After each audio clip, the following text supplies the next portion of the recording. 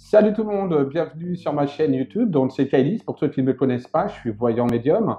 Et aujourd'hui, je vais donc répondre à certaines questions qui m'ont été posées sur Facebook. Donc on va commencer cette petite session.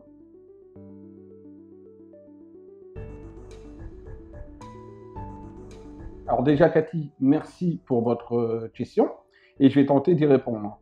Je vois les défunts et ça m'arrive de les voir comme il m'arrive de ne pas les voir, d'accord? Comment ça se passe? Je ne vois pas les défunts de la même manière que l'on peut voir les personnes, c'est-à-dire pas avec une vue physique, mais avec une vue de l'esprit, c'est-à-dire du troisième œil. C'est comme si c'était une pensée visuelle et c'est comme ça que les défunts se présentent à moi.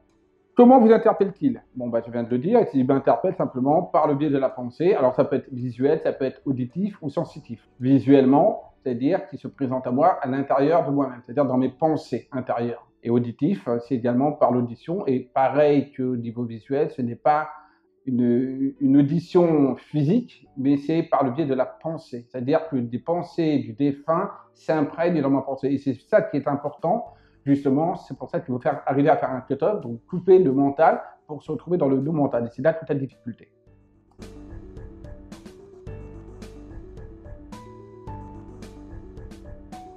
Alors, le destin n'est pas écrit pour moi. Pourquoi? Parce qu'on on a un libre arbitre. Après, il y a des grandes lignes. Oui, c'est-à-dire qu'il y a un point A et un point B. Déjà, le A, c'est la naissance, le point B, c'est la mort. Mais il y a d'autres moments qui ne sont pas et qui ne font pas partie du destin.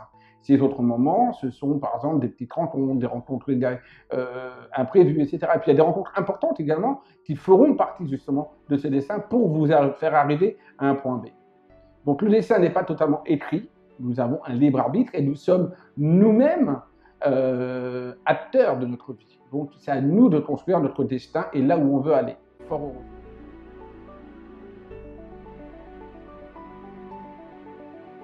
Soit d'un point de vue médiumnique visuel, donc par la vision, par la vue, donc il se présente à moi, soit auditif, et le plus souvent moi c'est de manière auditive, donc j'entends les pensées du défunt, et également par le biais du sensitif, c'est-à-dire je les ressens, je ressens la présence des esprits qui viennent à moi, tout simplement, soit par des frissons, soit par de la chaleur, soit par des formes de caresses, soit par des sensations, et tout ça donc m'interpelle et tiens, il y a quelqu'un qui frappe à la porte.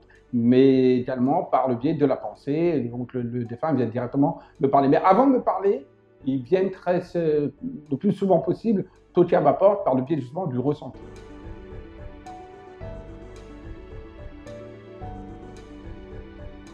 Alors, je n'ai jamais fait moi personnellement de la radiesthésie divinatoire. Enfin, radiesthésie divinatoire, oui, on va dire je prends le pendule, oui et non. On va dire c'est un peu de la divination. Là, je pense que Sylvie a voulu dire un peu comme le Ouija, c'est-à-dire sur une planche, tout simplement, et on déplace le pendule et le pendule qui se déplace sur des lettres. Alors moi, je ne pratique pas le Ouija, d'accord? Il faut savoir que ça, c'est une forme de spiritisme que je ne pratique pas moi personnellement. Alors, prend-on des risques? Je ne pourrais pas vous dire véritablement si on prend des risques. Il est dit que le Ouija, naturellement, ça ouvre des portes à certaines entités négatives. Donc, ce serait risqué, mais encore une fois, je n'ai jamais testé pour dire oui, il y a un vrai risque ou pas. Personnellement.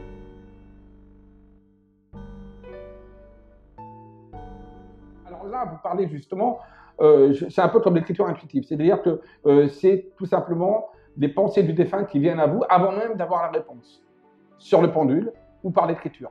On appelle l'écriture inspirée, l'écriture intuitive, et là, en d'autres, c'est donc, on va dire, le pendule qui vous donne l'information, mais vous avez la réponse avant. Et bien ça, c'est simplement que vous êtes un médium clairaudient, c'est-à-dire que vous entendez avant d'avoir la réponse. Et que le pendule est juste un support pour pouvoir justement mieux canaliser et mieux se centrer sur l'énergie du défunt, de la personne en question, qui est passée de l'autre côté dans l'après-vie.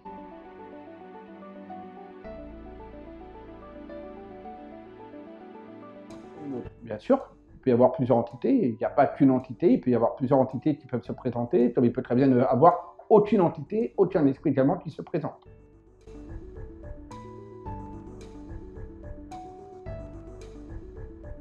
Encore une fois, par rapport au Ouija, il y a certainement un protocole. Moi, honnêtement, je n'ai pas de protocole.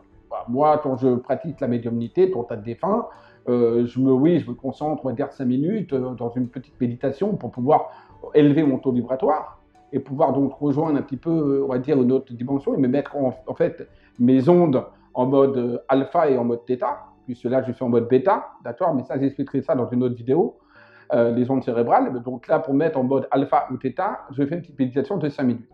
Voilà. Mais sinon, je n'ai pas de protocole pour contacter les personnes qui sont passées dans l'après-vie. Pour ma part.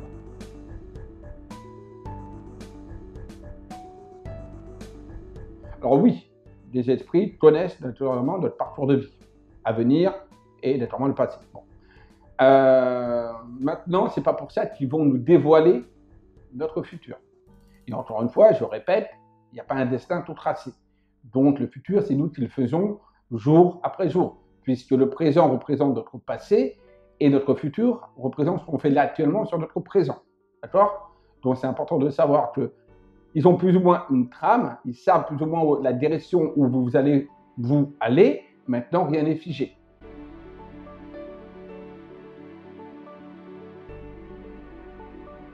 Alors, les prévisions peuvent changer. Pourquoi? Tout simplement, il faut savoir qu'un voyant, et là on n'est plus dans la médiumnité, mais on est dans la voyance, un voyant, tant qu'il fait sa voyance, il se connecte à votre énergie sur l'instant présent. Vous avez fait des choses qui viennent de votre passé, qui vous a amené à ce moment présent. Et ce que vous faites actuellement va apporter des choses qui vont se passer dans quelques minutes, dans quelques heures, dans quelques jours, dans quelques mois, dans quelques années.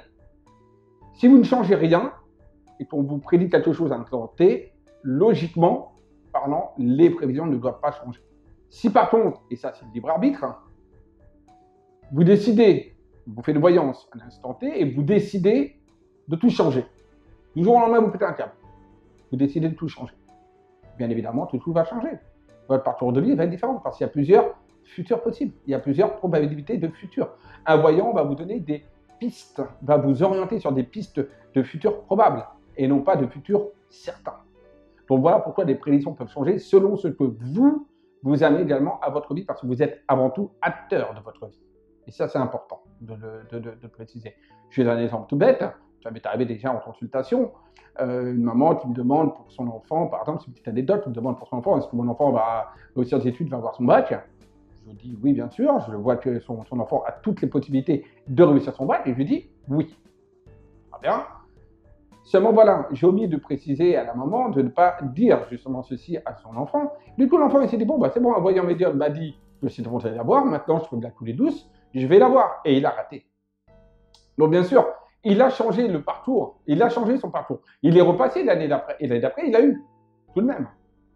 Donc voilà pourquoi le libre arbitre est important, et voilà pourquoi certaines prédictions peuvent en effet changer, surtout s'il y a plusieurs en plus protagonistes. Si vous n'êtes pas la seule, là ou le seul protagoniste dans la voyance, mais qu'il y a plusieurs personnes, alors là, bien sûr, il y a plusieurs libertés émotionnelles, il y a plusieurs libres arbitres, et donc tout peut éventuellement changer.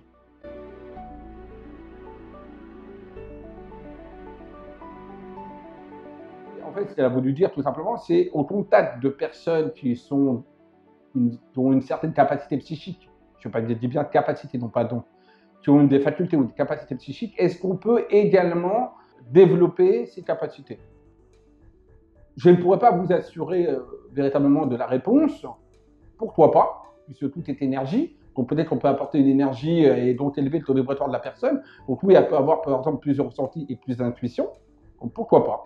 Voilà. Maintenant, ça c'est quelque chose que je ne peux pas vous affirmer.